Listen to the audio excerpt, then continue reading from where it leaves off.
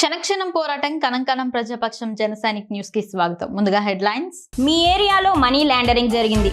ఆ కేసులో నీ పేరు కూడా ఉంది. నీ అకౌంట్లో డబ్బులు మేము చెప్పిన అకౌంట్ కు ట్రాన్స్ఫర్ చేయి, లేదంటే నువ్వు జైలుకు పోతావు. మేము సిబిఐ ఆఫీస్ నుంచి ఫోన్ చేస్తున్నాం అంటూ మాజీ ఎమ్మెల్యే అకౌంట్ నుండి 49 లక్షల రూపాయలు కాజేసిన హ్యాకర్స్.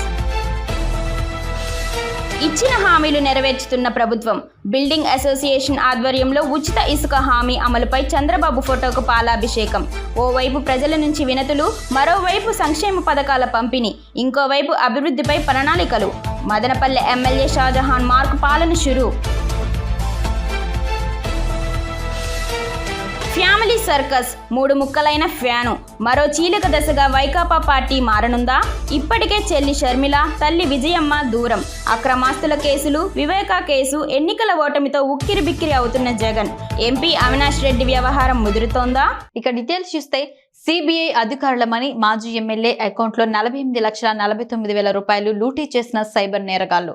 తిరుపతి జిల్లా చంద్రగిరి నియోజకవర్గం పాకాల మండలం పాకాల పోలీస్ స్టేషన్ పరిధిలో నివసిస్తున్న మాజీ ఎమ్మెల్యే జయదేవ నాయుడిని సిబిఐ ఆఫీస్ నుండి కాల్ చేస్తున్నామని, మనీ లాండరింగ్ తో తన పేరుందని భయపెట్టి సొమ్ము తన అకౌంట్ నుండి ట్రాన్స్ఫర్ చేయించుకున్నారు. పాకాల టౌన్ కమ్మ వీధిలో కాపురం ఉండు మాజీ శాసనసభ్యుడు ఎన్ఆర్ జయదేవ నాయుడు తండ్రి ఎన్కే రామాంజులు నాయుడు అనునతినికి సెల్ నెంబర్ వాట్సాప్ కాల్ చేసి, మేము సుప్రీంకోర్టు చేత నియమించబడిన సిబిఐ ఆఫీసర్లమని చెప్పారు.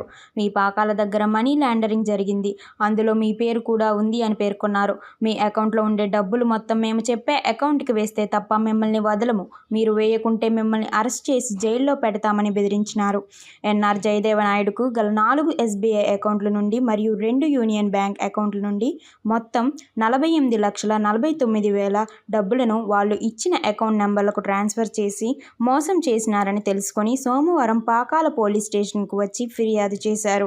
వైఎస్ ఫ్యామిలీ సర్కస్ లా మారిందా? ఫ్యాను 3 ముక్కలాటకు సిద్ధమైందా? వైసీపీలో మరో చీలిక తప్పదా? ఇప్పటికే కడప ఎంపీ సీటు వైఎస్ ఫ్యామిలీని 2 ముక్కలుగా చేసింది.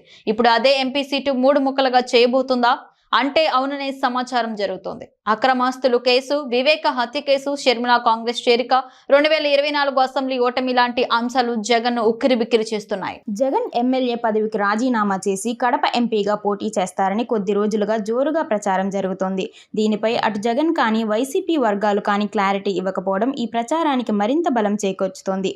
అయితే కడప ఎంపీగా పోటీకి జగన్ సిద్ధపడితే ఆ పదవిలో ప్రస్తుతం కొనసాగుతోన్న అవినాష్ రెడ్డి రాజీనామా చేసేందుకు అంగీకరిస్తారా అన్నది వైసీపీ వర్గాల సందేహం. ఇప్పుడున్న పరిస్థితుల్లో కడప ఎంపీ సీటు తనకు రక్షణ కవచమని వైఎస్ అవినాష్ రెడ్డి బలంగా భావిస్తున్నారు. జగన్ కూడా ఇదే అభిప్రాయంతో ఉన్నారన్న టాక్ వినిపిస్తోంది. ముఖ్యమంత్రి పీఠం చేజారడంతో అక్రమాస్తుల కేసు జగన్ను తీవ్రంగా భయపెట్టిస్తోంది.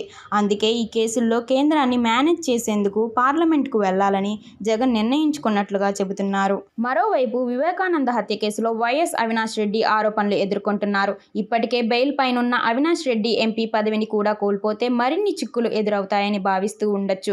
గత ఏడాది సిబిఐ అరెస్ట్ చేసిన సమయంలో తాను ఎంపీగా ఉన్నానని, ప్రజల సమస్యల కోసం పోరాడాల్సి ఉందని బెయిల్ తెచ్చుకున్నారు. ఇప్పుడు జగన్ రెడ్డి ఆదేశాల మేరకు పదవిని వదిలేసుకుంటే రేపు పరిస్థితి ఏంటి అని అవినాష్ రెడ్డి ప్రశ్నించే అవకాశం లేకపోలేదు. కడప ఎంపీగా పోటీ చేయాలని జగన్ నిర్ణయించుకుంటే అవినాష్ రెడ్డి తన అవసరాల దృష్ట్యా జగన్ను ఎదిరించినా ఆశ్చర్యపోనవసరం లేదని రాజకీయ విశ్లేషకులు అభిప్రాయపడుతున్నారు. ఇదే జరిగితే వైఎస్ ఫ్యామిలీ 3 ముక్కలు కానుంది అనే అభిప్రాయాలు వ్యక్తమవుతున్నాయి. మదనపల్లె శాసనసభ్యులు షాజహాన్ బాషా ప్రజా పాలనలో తనదైన శైలిలో దూసుకెళ్తున్నారు. ఉదయం నుంచి రాత్రి వరకు ఆయన ప్రజా పాలనలో కొత్త ముంతలు తొక్కిస్తున్నారు. అన్ని ప్రభుత్వ శాఖలపై అవగాహన కలిగిన నేతగా సమన్వయంతో ప్రణాళిక ప్రకారం అభివృద్ధిని సమీక్షిస్తున్నారు. ప్రభుత్వ పథకాలను ఓవైపు సవ్యంగా అందిస్తూనే మరోవైపు ప్రజల సమస్యలు ఎప్పటికప్పుడు తెలుసుకునేందుకు ప్రజా దర్బార్ సైతం నిర్వహిస్తూ ప్రజల నుంచి ప్రశంసలు అందుకుంటున్నారు. ఈ నేపథ్యంలో ఎమ్మెల్యే షాజహాన్ మంగళవారం ఉదయం తన స్వగృహం వద్ద ప్రజా సమస్యలపై అర్జీలు స్వీకరిస్తూనే ఆయా శాఖల అధికారులతో మాట్లాడుతూ తక్షణ పరిష్కారానికి కృషి చేస్తున్నారు.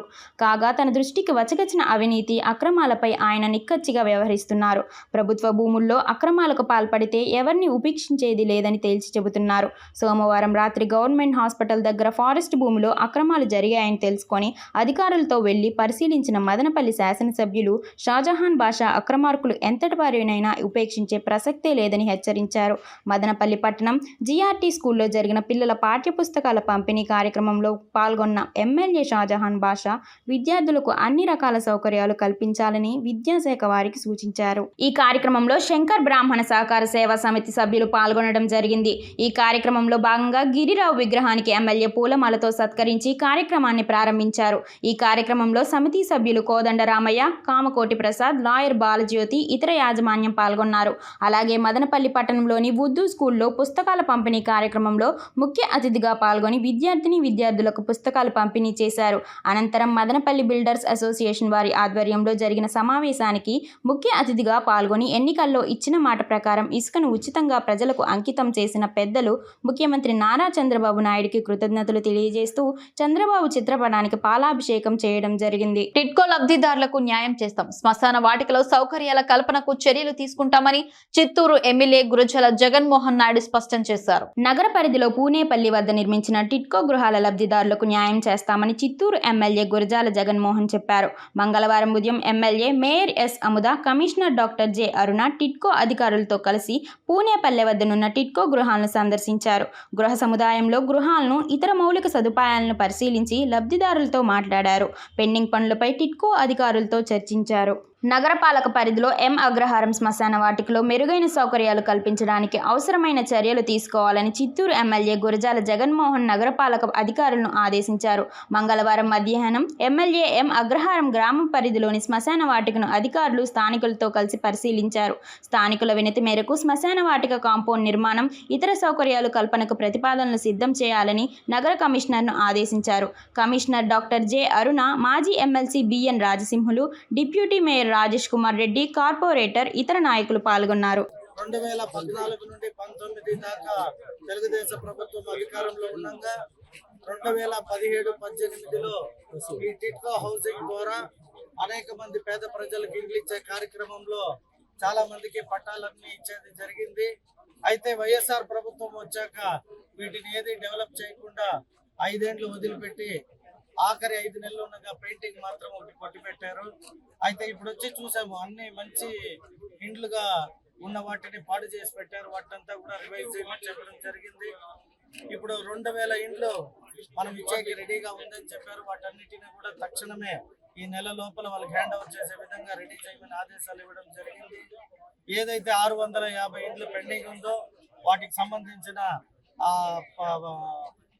అలాట్ అయిన వాళ్ళంతా కూడా రావడం జరిగింది. వారికి కూడా ఒక హామీ ఇవ్వడం జరిగింది. 2 ఏళ్ల లోపల వాటిని పూర్తి చేసి వాళ్ళకి ఇచ్చే కార్యక్రమం తెలుగుదేశం ప్రభుత్వం నారా చంద్రబాబు నాయుడు గారు తీసుకుంటారనే హామీ ఇవ్వడం జరిగింది.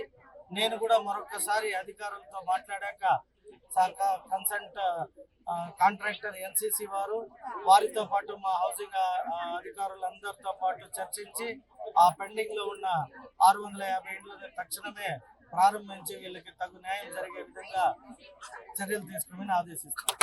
గత వైసీపీ ప్రభుత్వం రాష్ట్రానికి ఎంత నష్టం చేసిందో ప్రజలకు తెలియాలని, అందుకే శ్వేతపత్రాల ద్వారా ప్రజలకు వాస్తవాలు తెలియజేస్తున్నామని టీడీపీ చీఫ్ ఏపీ ముఖ్యమంత్రి చంద్రబాబు అన్నారు. ఒక అమరావతి, పోలవరం మాత్రమే కాదు, అన్ని శాఖలను భ్రష్టు పట్టించారని ఆయన ఆవేదన వ్యక్తం చేశారు. రాష్ట్ర విద్యుత్ రంగ ప్రస్తుత పరిస్థితిపై మంగళవారం ఆయన శ్వేతపత్రం రిలీజ్ చేశారు. ఈ సందర్భంగా చంద్రబాబు విద్యుత్ రంగంపై పవర్ పాయింట్ ప్రజెంటేషన్ ఇచ్చారు. అన్ని శాఖల్లో భయంకరమైన పరిస్థితులు ఉన్నాయని, బాధ్యత లేని పాలన వల్లే ప్రజలకు కష్టాలు వచ్చాయని మండిపడ్డారు. విద్యుత్తోనే ప్రజల జీవన ప్రమాణాలు ఆధారపడి ఉంటాయని, అలాంటి విద్యుత్ రంగాన్ని గత ప్రభుత్వం నాశనం చేసిందని మండిపడ్డారు. ఒక్క విద్యుత్ రంగమే కాకుండా అన్ని డిపార్ట్మెంట్లను ఇదే పరిస్థితి దాపరించిందన్నారు. రాజకీయాల కోసం భావితరాల భవిష్యత్తును దెబ్బతీశారని ఆగ్రహం వ్యక్తం చేశారు. ప్రజలు గెలవాలి, రాష్ట్రం నిలవాలని పిలుపునిచ్చామని, ప్రజలు గెలిచి మమ్మల్ని గొప్ప స్థానంలో నిలబెట్టారన్నారు. సమర్థమైన పాలన ద్వారానే ప్రజలకు మెరుగైన ప్రయోజనాలు అందుతాయన్నారు. మెరుగైన పాలన ద్వారా రాష్ట్రాన్ని ముందుకు తీసుకువెళ్తామన్నారు. అన్ని వ్యవస్థలను తిరిగి దారిలో పెట్టాలని, ఆర్థిక వ్యవస్థను పరిపుష్టం చేయాలని అన్నారు. మాజీ ఐఏఎస్ అధికారి ఇంట్లో 100 తులాల బంగారం చోరీ జరిగింది. కుటుంబ సభ్యులతో కలిసి బంధువుల ఇంటికి వెళ్లిన ఆ మాజీ ఐఏఎస్ అధికారి మంగళవారం ఇంటికొచ్చి చూడగా దొంగతనం జరిగినట్లు నిర్ధారించారు. రంగారెడ్డి జిల్లా నార్సింగిలో మంగళవారం భారీ చోరీ జరిగింది. రిటైర్డ్ ఐఏఎస్ అధికారి హరిబాబు ఇంట్లో దుండగులు చోరీ చేశారు. ఇంటి తాళాలు పగలగొట్టి ఇంట్లో ఉన్న 100 తులాల బంగారం, ల్యాప్టాప్ను దొంగలించారు. ఇంటికి తాళం వేసి కుటుంబ సభ్యులతో విజయవాడ వెళ్లారు హరిబాబు. తెల్లవారుజామున ఇంటికి తిరిగి వచ్చిన కుటుంబం ఇంట్లో చోరీ జరిగినట్లు గుర్తించారు. ఇంటి తాళాలు పగలగొట్టి ఇంట్లో ఉన్న బంగారం, ల్యాప్టాప్ దొంగలించారని చెప్పారు. దీంతో హరిబాబు పోలీసులకు ఫిర్యాదు చేయగా దర్యాప్తు చేస్తున్నారు. కడప పాఠశాల విద్యాశాఖ ప్రాంతీయ సంయుక్త సంచాలకులుగా పదవి బాధ్యతలు స్వీకరించిన కె శామ్యూయల్ ని కలిసిన అభినందించిన మదనపల్లె విజయభారతి విద్యా సంస్థల అధినేత డాక్టర్ ఎన్ సేతు. ప్రాంతీయ సంచాలకులు శామ్యూల్ ను కలిసిన విజయభారతి కరెస్పాండెంట్ సేతు ఈ సందర్భంగా తల్లికి వందనం కార్యక్రమాన్ని ప్రైవేట్ పాఠశాలకు కూడా వర్తింపచేయాలని కోరగా ఈ విషయాన్ని ప్రభుత్వం దృష్టికి తీసుకువెళ్తానని గౌరవ ప్రాంతీయ సంయుక్త సంచాలకులు తెలియజేశారు. కాగా గతంలో శామ్యూల్ మదనపల్లె డివిజన్లో వివిధ దశల్లో ఉత్తమంగా సేవలందించారని సేతు కొనియాడారు. వార్తలు ముగించే ముందు హెడ్లైన్స్ మరోసారి. మీ ఏరియాలో మనీ లాండరింగ్ జరిగింది. ఆ కేసులో నీ పేరు కూడా ఉంది. నీ అకౌంట్లో డబ్బులు మేము చెప్పిన అకౌంట్కు ట్రాన్స్ఫర్ చేయి, లేదంటే నువ్వు జైలుకు పోతావు. మేము సిబిఐ ఆఫీస్ నుంచి ఫోన్ చేస్తున్నాం అంటూ మాజీ ఎమ్మెల్యే అకౌంట్ నుండి 49 లక్షల రూపాయలు కాజేసిన హ్యాకర్స్. ఇచ్చిన హామీలు నెరవేర్చుతున్న ప్రభుత్వం. బిల్డింగ్ అసోసియేషన్ ఆధ్వర్యంలో ఉచిత ఇసుక హామీ అమలుపై చంద్రబాబు ఫోటోకు పాలాభిషేకం.